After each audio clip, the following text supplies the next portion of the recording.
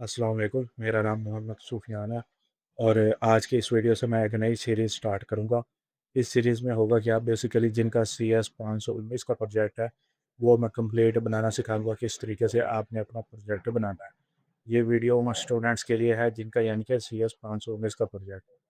Final इसमें मैं complete start से लेके एंड तक किस तरीके से पूरा प्रोजेक्ट बनाना है, उसकी डॉक्यूमेंटेशन बनानी है, प्रेजेंटेशन बनानी है, सब कुछ इसमें मैं सिखाऊँगा। किस तरीके से आपने अपने प्रोजेक्ट को डेवलप करना है, यानी कि उसकी डेवलपमेंट करनी है, कोडिंग करनी है, वो सारा कुछ मैं इसी में समझाऊँगा। आज की जो पहली वीडियो है, ये सिर्फ़ एक इंट्रोडक्शन पार्ट है, जिसमें मैं आपको बेसिक सा ओवरव्यू दूँगा कि वेबसाइट क्या होती है, क्योंकि बनानी हमें वेबसाइट है, तो अगर हमें वेबसाइट का ही नहीं पता होगा, तो मुश्किल होगी बात है। तो ये छोटी-छोटी चीज़ें हैं, जो कि मैं आपको समझा देता हूँ, जो कि ना सिर्फ़ आपको CS 519 के प्रोजेक्ट में हेल्प करेंगी, लेकिन अगर आप इसके अलावा भी अगर आप वेबसाइट में अपना करियर बनाना चाहते हैं, तो वहाँ पर भी ये काफ़ी ज़्यादा आपको हेल्प करेगी। ठीक है? मैं वैसे होता कौन हूँ ये बताने वाला, मैंने खुद अभी वेबसाइट फ्रीलांसिंग करता हूँ, मैं स्टार्ट की हुई है। इसी के साथ ही मैं PSIT मैंने कंप्लीट किया वर्चुअल यूनिवर्सिटी से ही। तो मैंने भी अपना प्रोजेक्ट ऐसे ही खुद से स्टार्ट किया था। हालाँकि उस वक़्त मुझे कुछ नहीं आता था, लेकिन मैंने आहिस्ता-आहिस्ता सीखना स्टार्ट किया और यूट्यूब से ही सब कुछ सीखा खुद ही। तो इसी तरीके से ही बंदा काम करता है। तो अगर आपको भी हो सकता है आपकी ये पहली वीडियो हो, लेकिन इसके बाद आपको इंटरेस्ट आ जाए वेबसाइट डेवलपमेंट में या वैसे, तो आप यानी कि ये फर्स्ट स्टेप हो सकता है। ज़रूरी नहीं है कि कोई बंदा हाई-फ़ाई वीडियो देखे या कुछ इस तरीके का करे तभी बंदे को समझ आए। बेसिक सा ओवरव्यू मैं दूँगा इसमें वेबसाइट्स का, यानी कि वेबसाइट होती क्या है? देखें, वेबसाइट आप इंटरनेट पर हम जो भी देखते हैं ना, हर चीज़ किसी न किसी तरह से वेबसाइट ही होती है, ठीक है? आप यूट्यूब पर जाते हैं, वो एक वेबसाइट की एग्ज़ाम्पल है। आप गूगल ओपन करते हैं, वहाँ पर कुछ भी टाइप करते हैं, फेसबुक आया तो ये वेबसाइट की एग्ज़ाम्पल है। इंस्टाग्राम वेबसाइट है। जितनी भी तरह की ये आपको इंटरनेट पर सारी कुछ जो है ना, उसको वेब कहते हैं, इनके पूरा जाल। और उसके अंदर आप जो पेजेज़ होते हैं, मुख्तलिफ जो हम पेजेज़ ओपन करते हैं, वो हमारी एक वेबसाइट होती है। और वेबसाइट जो एक यानी कि होती है, वो मुख्तलिफ पेजेज़ का एक मजमूआ होता है। तो हम वही बनाएँगे। अब इसके अंदर आप वेबसाइट के अंदर 2 तरह की चीज़ें होती हैं। एक होती है हमारे पास फ्रंट एंड और एक होती है हमारे पास बैक एंड। अब ये क्या चीज़ें हैं? अब ये वो चीज़ें हैं जो कि हम नॉर्मली देखते तो हैं, हम डेली वेबसाइट्स कोई ना कोई यूज़ करते हैं और हमें ये भी लेकिन ये नहीं पता होता कि फ्रंट एंड क्या है और बैक एंड क्या है। अब फ्रंट एंड वो चीज़ होती है जो कि नॉर्मल यूज़र को शो हो रही होती है। जिस तरीके से यूट्यूब ओपन करते हैं, तो वहाँ पर जो चीज़ शो हो रही है आम यूज़र को, वो है फ्रंट एंड। और बैकएंड क्या है कि किस तरीके से कौन-सी वीडियो पहले आनी है, कौन-सी वीडियो लास्ट पे आनी है, यानी कि किस यूज़र को कौन-कौन सी वीडियो शो करवानी है, किस यूज़र को किस तरीके की वीडियो शो करवानी है, वो सारी चीज़ें बैकएंड से होती हैं। लेकिन जो चीज़ नज़र आ रही होती है, वो फ्रंट एंड होता है हमारा। ठीक है? इसकी एग्ज़ाम्पल मैं आपको इस तरीके से देता हूँ कि ये एक कार है। अब कार के अंदर जो उसका कलर होता है, उसकी बॉडी होती है, वो सारी क्या होती है, वो हमारा बस समझ लें कि फ्रंट एंड है। और जो उसके अंदर का इंजन होता है, उसके सारे पार्ट्स वग़ैरह होते हैं, जो कि नॉर्मल हर बंदे को नज़र नहीं आते, मैकेनिक को ही पता होता है, तो वो बैक एंड होता है। ठीक है? 80% जो टोटल यूज़र्स होते हैं, एफर्ट जो होती है, वो बैक एंड की होती है। फ्रंट एंड तो बस नज़र आ रहा होता है, ये चल रहा होता है, लेकिन मेन जो काम हो रहा होता है, वो बैक एंड के ज़रिए हो रहा होता है। इसी की तरह यानी कि वेबसाइट की हमारी एग्जाम्पल है। वेबसाइट भी सेम इसी तरीके से होती है कि यानी कि जो वेबसाइट के कलर्स वगैरह होते हैं, आप जिस तरीके से ये वेबसाइट मैंने ओपन की, यहाँ पर ये बटन है, अपग्रेड, AI चैट, शेयर, ये सब क्या है, ये फ्रंट एंड है। जो शो हो रहा है, ये सारा फ्रंट एंड है। अब मैं अगर इस पर क्लिक करूँ तो कुछ काम होगा, वो हमारा बैक एंड आ जाता है। या मैं इस प्लस पे क्लिक करता हूँ यहाँ पर, या ये शेप पे क्लिक करता हूँ और यहाँ पर आगे इस तरीके से ड्रैग करता हूँ, तो ये हमारा एक किस्म का बैक एंड है। देखिए, वो यहाँ पर शेप आ गई है। तो इस तरीके से ये सारी चीज़ें चलती हैं। उसके बाद अब फ्रंट एंड और बैक एंड का एक छोटा-सा ओवरव्यू दिया हुआ है। वैसे आप इस वेबसाइट पर जाकर इसको पढ़ भी सकते हैं डिटेल में स्क्रीन पर। लेकिन यहाँ पर मैं आपको दिखाता हूँ फ्रंट एंड होता क्या है। देखिए, फ्रंट एंड में जो हमारी टेक्नोलॉजी यूज़ होती है ना, टेक्नोलॉजीज़ कह रहे हैं, लैंग्वेजेज़ कह रहे हैं, वो होती हैं CSS हो गई, HTML हो गई, जावास्क्रिप्ट हो गई। अब ये काम कैसे करती है? अब देखिए, आपने गूगल पर गए, आपने कोई भी वेबसाइट सर्च की, फॉर एग्ज़ाम्पल आपने सर्च की www.facebook.com।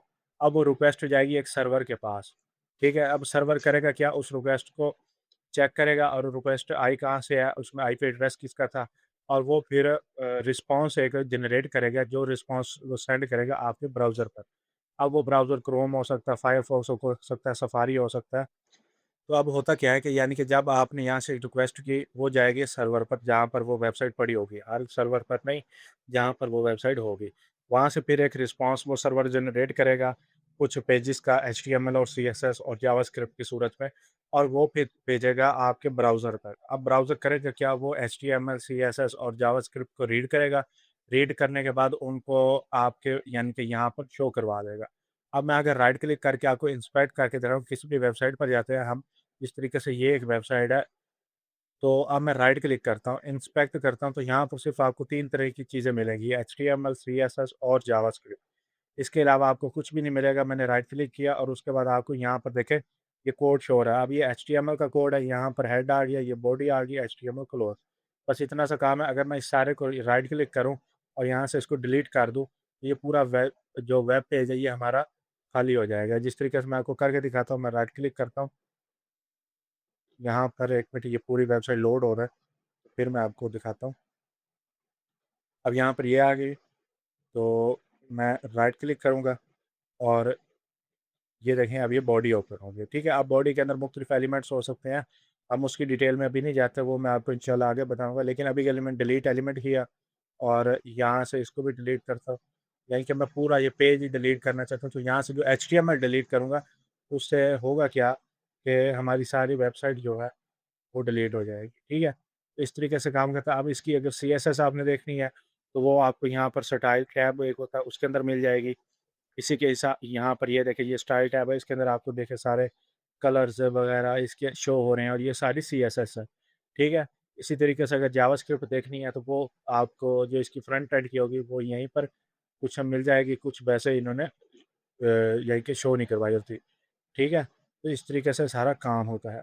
उसके बाद आप आ जाएँ, यही चीज़ें इन्होंने यहाँ पर बताई हुई हैं। अब कुछ हमारे पास बैकएंड की टेक्नोलॉजीज़ होती हैं, जिसमें पाइथन आ जाता है, पीएचपी आ जाता है, रूबी ऑन रेल्स आ जाता है। ये सारी क्या हैं, ये हमारी प्रोग्रामिंग लैंग्वेजेज़ हैं। असल में ये प्रॉपर प्रोग्रामिंग लैंग्वेजेज़ हैं, एचटीएमएल और सीएसएस लैंग्वेज नहीं है। ये मार्कअप लैंग्वेज है और ये स्टाइल शीट है। जावास्क्रिप्ट हमारे पास एक स्क्रिप्टिंग लैंग्वेज है, जो कि अब ये बैकएंड में भी यूज़ होती है। अब ये पूरी यानी कि एक लैंग्वेज की तरह डेवलप हो चुकी है जावास्क्रिप्ट। इसके अलावा जो हम टूल्स यूज़ करते हैं इनको बनाने के लिए, वो हम वीएस कोड यूज़ करते हैं, सबसे पॉपुलर है। उसके बाद गिट है, वर्जन कंट्रोल सिस्टम होता है। वर्जन कंट्रोल इस हिसाब से कि आप ऑनलाइन अपना कोड वगैरह वहाँ पर पुश कर सकते हैं और रख सकते हैं। उसके अलावा हम अगर आपने ये पूरी सीखनी हो एचटीएमएल, सीएसएस वगैरह, तो उसके लिए कुछ ये वीडियोज़ हैं, मैंने जो कि खुद भी सीखा है काफ़ी ज़्यादा सारा, और मैं आपको भी रिकमेंड करूँगा। अगर आपने कंप्लीट एचटीएमएल और ये सारी चीज़ें सीखनी है, तो ये कुछ चैनल है, कोड विद हैरी है, यहाँ से आप सीख सकते हैं। ये एक एक कोर्स है, आप अगर यूट्यूब पर जाकर सर्च करें एचटीएमएल फुल कोर्स, तो पहली वीडियो इनको मिलेगी। लेकिन ये तकरीबन 2.5-3 घंटे का कोर्स है, तो अगर आपके पास इतना टाइम नहीं है, तो आप ये देख लें, ये सिर्फ़ आधे घंटे की है। इसमें ये आपको उतना सिखा देंगे जितना यानी कि आपको समझना होगा। ये भी आपको मिल जाएगी, पहली दूसरी वीडियो में यही आ जाएगी, ये दोनों। उसके अलावा ये टाइटल्स मैंने साथ दिए हुए हैं, आप इनका स्क्रीनशॉट ले लें।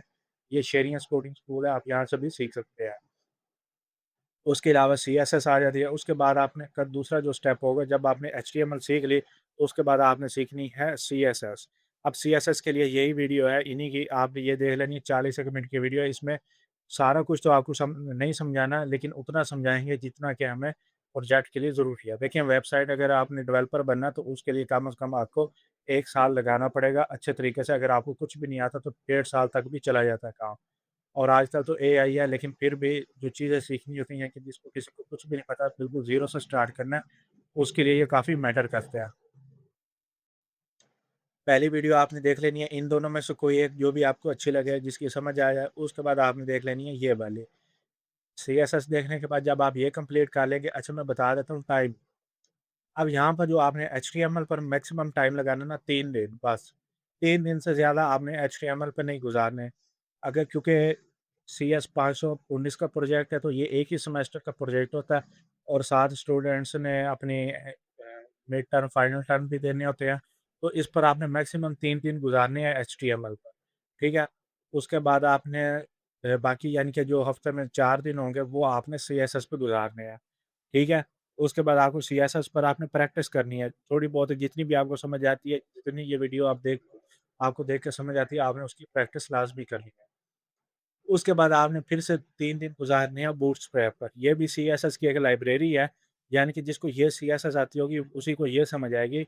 बूटस्ट्रैप आप डायरेक्ट समझ नहीं सकेंगे क्योंकि ये सीएसएस के साथ ही होती है, इसी की लाइब्रेरी है।